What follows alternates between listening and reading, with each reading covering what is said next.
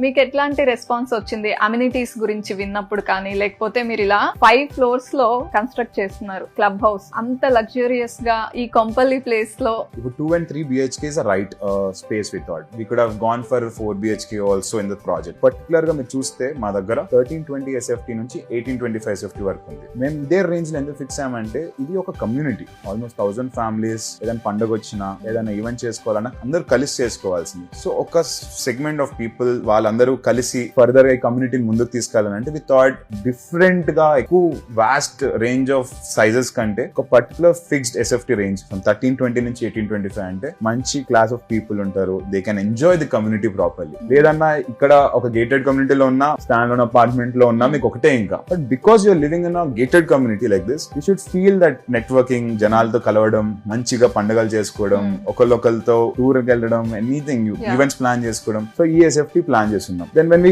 thought of amenities, ఇలాంటి range ఇచ్చినప్పుడు